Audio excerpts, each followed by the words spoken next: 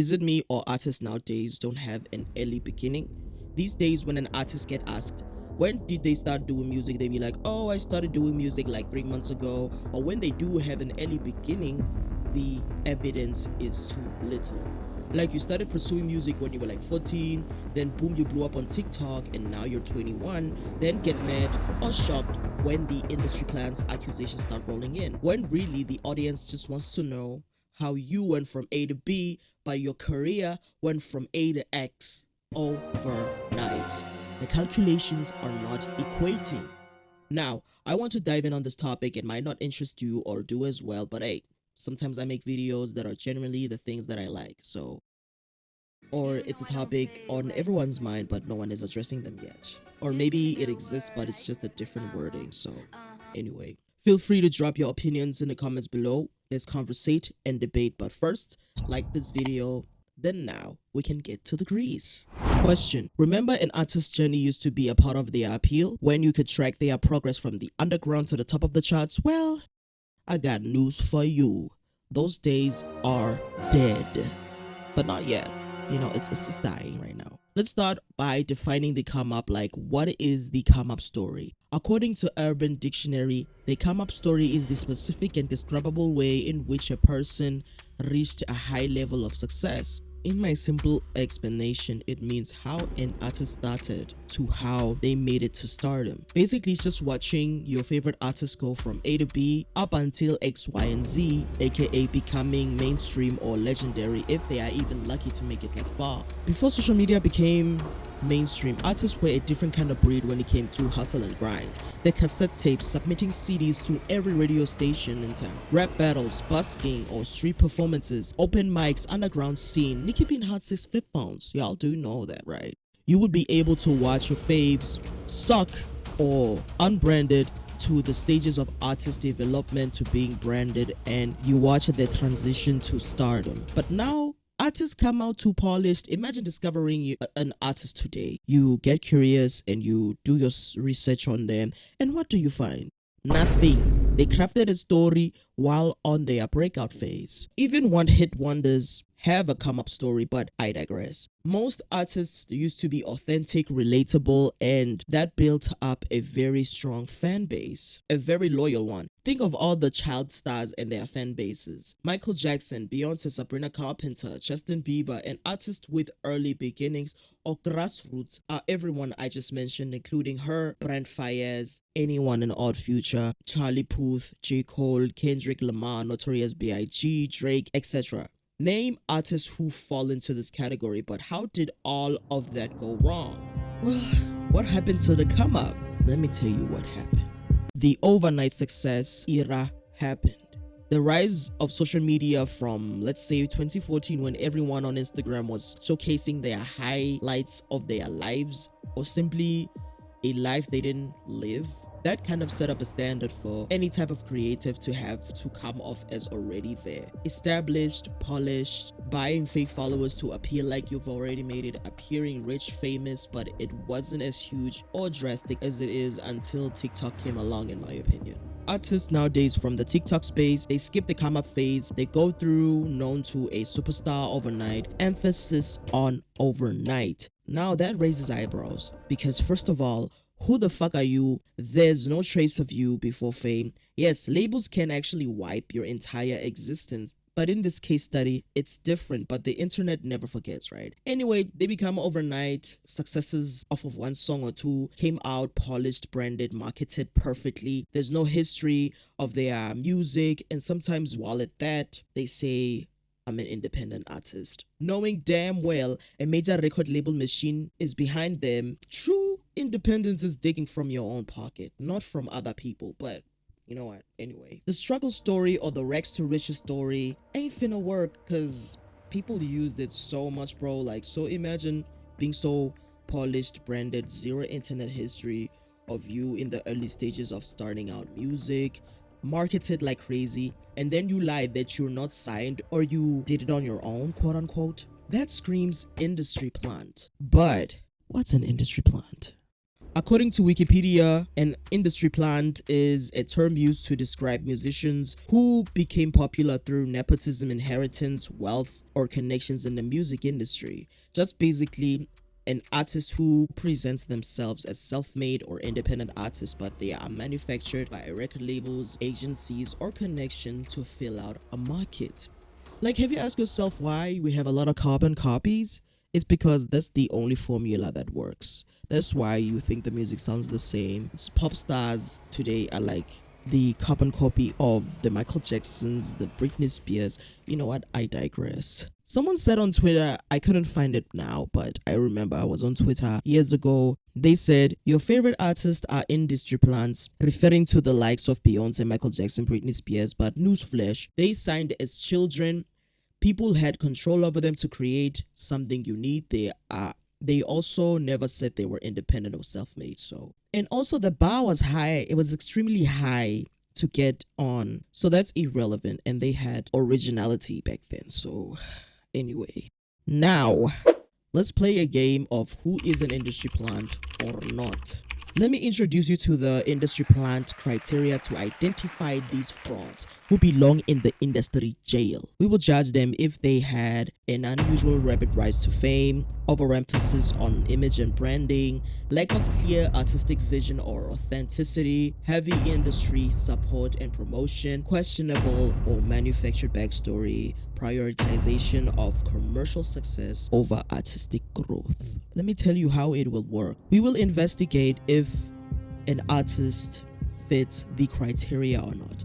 If they get 3 points, then they are indeed an industry plant. And they will go to the industry plant jail, and those who have under 2 points, they will not be charged. They are free to go. But now let me introduce you to the suspects. We have Ice Spice.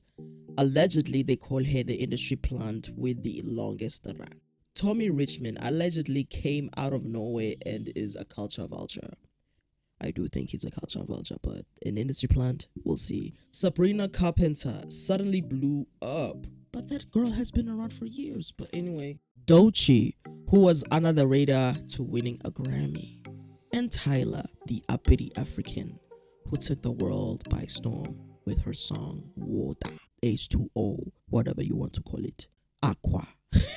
All rise, court is in session. In the comments below, let me know which artist you think fits the criteria, if they are an industry plant or not. Let's have some fun with this, and once we're done, I'm going to explain the pros and cons of being too polished.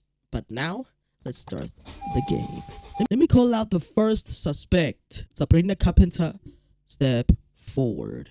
She's the hottest thing right now with hits like Nonsense, Espresso, Please, Please, Please. There are people out there that think she's an industry plant. Well, let's investigate. She has to fit 3 things in this criteria to be considered industry plant. And it all goes back to the early beginning of a music career. Now, number 1. Did she have an unusual rise to fame? No, she doesn't. Sabrina Carpenter started her music journey as an actress in 2011 with a guest role in the drama series Law and Order. But many people know her from acting on Disney in the series called Girl Meets World that spanned from 2014 to 2017, which got her a large following on social media. Disney in 2014 have been trying to make her a cookie cutter Disney family-friendly pop star like the likes of Selena Gomez or Miley Cyrus, the Nickelodeon star Ariana Grande. She got signed to Hollywood Records with her debut single Can't Blame a Girl for Trying, with an EP titled the same, I think. She was developing her sound, then she hustled until she blew up in 2022 with her song Nonsense on TikTok. And it's 3 times platinum with her 5th album, Emails I Can't Send. Did you hear what I say? She was on her 5th album when she blew up and 2 PEs in. No, she didn't have a rapid rise to fame. Did she prioritize her image and branding more than anything else? No. Sabrina Carpenter went from this to this, not overnight, okay? Nowadays, people come out too polished. They try to make her the next Selena Gomez or a Miley Cyrus before the controversies, but that didn't work out. The label delayed her success, but with a few tweaks, she's shining now, continuing to grow as an artist. So no, there's no overemphasis on image and branding in the early stages of her career.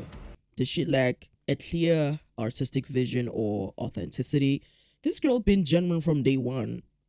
Like the only thing that changed about her is like how she looks in her brand, like her physical representation, but everything else, her personality, it's just the same. She was presented as this typical Disney innocent image girl, but she grew out of that. She's an adult now. Come on. You could tell she was genuine with her music, like she talked about personal stuff. So, no, she didn't lack artistic vision or authenticity. Did she get heavy industry support and promotion? I could argue that she would have been bigger from 2014 if she did get crazy support and promotion.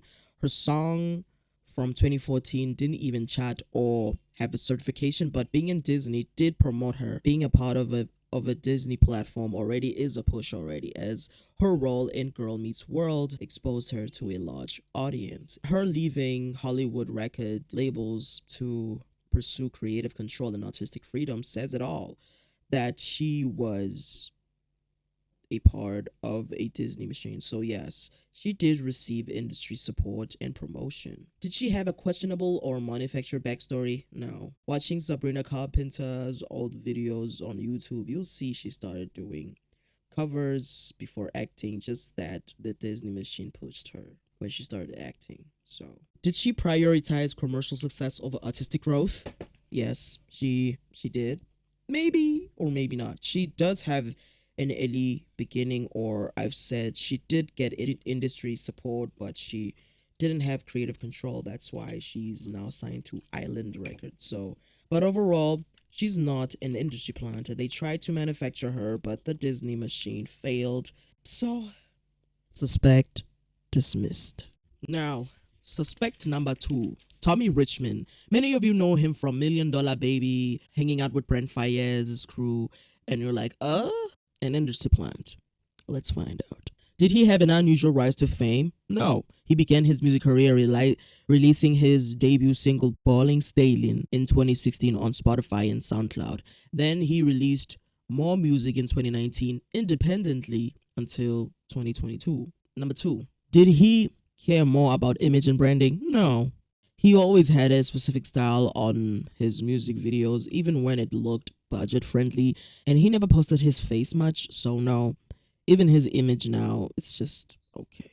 Number three, did he lack a clear artistic vision or authenticity? No. He had an artist vision from 2019. That's when his music started sounding like what led to Million Dollar Baby. Did he receive heavy support and promotion from the industry? No. Most of y'all would say yes, but Tommy Richmond has been grinding since 2016 and his songs from 2021 were under UMG. So I'm guessing he was signed then, or maybe it was a distribution deal. Then 2022 with his two EPs, Paychecks and Alligators, were licensed by two individual records and the songs didn't chart, so no, he didn't get industry support until 2023, signing with Brent Faiyaz's independent label.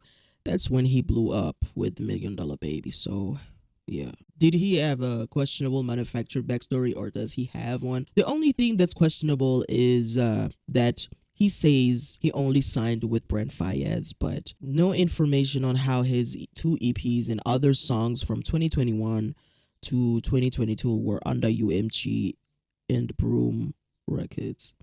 There's not much information, or maybe he's still new to the public before we know about him, so I don't know, but it is questionable. So yes, did he prioritize commercial success over artistic growth? No, he wasn't early on until he signed with Brent Faiyaz's record label. So all in all, he is not an industry plant, maybe a culture vulture. So anyway, next suspect, Ice Spice. Well, probably the biggest suspect of our generation. She went from to, well, her fans hating her. She had a longest run for just being a mediocre artist, for real. Let's find out if she's really an industry plant or we're tripping. Let's rewind back to her early days of her music career, okay? Did she have a rapid rise to fame? Yes. This is good. Allegedly, she met her producer Riot in 2020 when she started rapping. She released her debut single Bully Freestyle. That is produced by Riot, released in March 2021. By then, she was already viral from the Busted Challenge, so I'm guessing people saw the groceries, if you know what I mean, and followed her, most likely checking what she's been doing, what she's all about, besides being a baddie. Doing my research, she gained momentum when she released Name of Love on SoundCloud in 2021. She released singles from there after Bully Freestyle, No Clarity, Be a Lady, Name of Love, Euphoric. In August 10, 2022, she released Munch, and it was distributed to the popular platform Worldstar Hip Hop and blew up. From there, she got co-signs from Drake. That same year, she signed with Capital X 10K Projects. Suddenly, she got a Nicki Minaj calling her the princess of rap. Like what? Then being featured on a song with Taylor Swift. Like, yo, suspicious. Did she overemphasize? Did she care about image and branding more than anything else? Yes. This is not looking good already. 3 counts, then she's already guilty. So from day one, she was already branded like that signature curly blonde locks, like that thick body, that baddie aesthetic, twerking. Twerking is now her identity at this point. Number three, did she lack a clear artistic vision or authenticity? Yes. Well, 3 counts. She's guilty. Anyway, let me explain. Ice Spice lacked and still lacks a clear artistic vision or authenticity because we don't know why you're doing music, your goals. We don't know your point of existing in the music industry. We just know that she's chill. Her whole brand is just manufactured only for this present time, not of all time, but she writes most of her songs, so I'll give her that.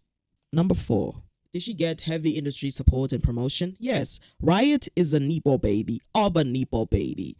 I think he's the owner of 10K Projects or something, or his dad owns it, but I know that his dad is a DJ or something. They tried to make it look like they were independent type story because they released their early music on TuneCore. Anyone can access TuneCore. So, does she have a questionable or manufactured backstory? Yes. There's no details on how she met Riot. There's not much. It's just lukewarm, you know, how she started doing music. There's no her video from way back then starting to do music. So, yeah, questionable. Did she prioritize commercial success over artistic growth? You know what? I'm not gonna say yes or no. You judge. Remember that Rolling Loud performance? And another performance of her twerking with a serious face? That's all I got to say. Ice Spice, you are indeed an industry plant. You are going to jail for 5 years. Come back with improvement or you go to life in prison. Next suspect, please. Suspect number 4, Tyla. Y'all gonna kill me in the comments, I know, but anyway, I don't care. This next suspect, I've spoken about her in the past and have been accused many times. So now we are about to find out whether or not she's an industry plant. 3 strikes, then she's going to jail. Let's see if Tyla is an industry plant or not, according to the criteria. Did she have an unusual rapid rise to fame? Maybe in the US, because she really came out of nowhere, but in general, I would say no. This lady was grinding on social media since she was a teenager and she gained a following. She dropped her debut single Getting Late featuring Cool Drink in 2019. She was promoting that song to her audience even during lockdown or quarantine in 2020. Her song, I think, blew up even more when she dropped the music video in 2021 because she had a TikTok challenge. So the music video was probably to amplify whatever that word means, was made to hype up an already existing hype. So in South Africa, she didn't have an unusual rise to fame. Globally, yes, it was so quick. But anyway, Water came out in 2023 and she signed in 2021. Yo, guys, you know what? Here are the receipts. You be the judge. Did she have an overemphasis on image or artistic or brand identity? This goes back to saying artists nowadays are too polished early on in their music careers. So, yes, you be the judge, but it's still a yes to me.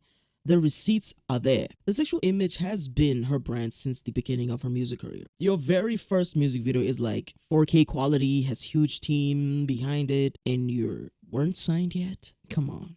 Number 3, did she lack a clear artistic vision or authenticity? No, we can all agree. No, definitely didn't lack an artistic vision. We're watching her real time, reaching the top step by step. Number 4, did she have heavy industry support and promotion? Oh, yes. Sure, I get she had her own audience, but here are my receipts, Your Honor. Tyla released Getting Late in 2019, right? Quote unquote, independently. Her debut single was released under Africori, right? But how the heck was it released under Africori as a new artist with no music prior? For those who don't know, Africori is an independent music and distribution, rights management, and artist development company based in Africa. I think now it was acquired, but anyway. And about this company, it doesn't just work with anyone, but they distributed someone with no music prior. That's very suspicious. That company is very picky. Don't tell me about potential. This is connection based. My first point is Tyla featured a producer that is seasoned, right? Cool Drink. Cool Drink has been around for years. He was underground, under reps, working with some of the biggest artists in the music industry in South Africa. Anyway, obviously, every time you Google him, Getting Late is gonna pop out. That's because it's his biggest work, but he has been working with big artists in the past, just that it never actually hit. But anyway, it's crazy how she isn't working with this guy now. She only worked with him like twice. It shows that the collab was just a setup. My third point is the music video. In an interview, or many interviews, she has said it was shot independently. That's suspicious because Garth Von Glen, known as Top Shotter, the director of that music video, was her first manager, right? Who is also a co-founder of Fax Records under Epic. She lied. She never paid for the music video. Someone's pockets paid for that music video. If you do your research, you'll know stuff. But so yeah, she did get heavy industry plant support and promotion early on when she was saying she's independent, when really this guy, her first manager, owned Fax Records, and she was out here telling people, I did it independently. Stop lying. Own it. Yo. Does she have a questionable or manufactured story? Based on what I've just explained to you, yes. The receipts I got from the previous section does make everything questionable now, because it's like Tyla from YouTube to TikTok superstar from South Africa. That's how they put it. So I'm not gonna say much in this part. So did she prioritize commercial success over artistic growth? No. She puts artistic growth first. She never released until she was developed, right? If you can watch her videos from 2019 to 2023, you'll see she went from trying to learn how to dance to I know how to dance and I'm good at it. She learned how to perform well and she's better each time, even though she doesn't become a demon anymore while dancing. She just toned it down. So according to the criteria, 3 strikes, she's out. Yes, she is an industry plant. So get off my courtroom, Tyla. I'll see you in 5 years. And I know you're gonna crush it. Suspect number 5, Doechii. People feel like she's an industry plant, but believe it or not, she's blowing up for the 4th time now. And she finally broke through. And people feel as though she had a fast rise to fame and is an industry plant. But let's see if she really is. Did she have a rapid rise to fame? No. Doechii did her regular vlogs on YouTube, posting covers, sharing personal updates of her life. Since 2015, she started doing poetry and rap in high school. She started her music journey with her 2016 debut single to SoundCloud called Girls. She continued posting her vlogs on YouTube and released her next single in 2019, Spooky Coochie. The song that really hit getting eyes on her was her 2020 single Yucky Bucky Fruitcake, which got viral in 2021. Doechii self-funded her first projects, and her debut EP All the Places You'll Go, and Yucky Bucky Fruitcake. That song and EP from 2022 got signed in 2022 March to Capitol Records slash Top Dog Entertainment. The next song was That Really Blew Doechii Up, was What It Is Block Boy featuring Kodak Black, and is her first single that charted, and it charted at number 29 on the Billboard 100. Most of y'all know her from her recent song Denial is the River, and she won her first Grammy. So yeah, she did not have a unusual rapid rise to fame. Did she care more about her image or branding? No. If you could just watch her videos on YouTube, you'll see her experimenting with her self expression, and her being from Florida made her who she is today. You can just watch her from unbranded experimenting to branded since day one.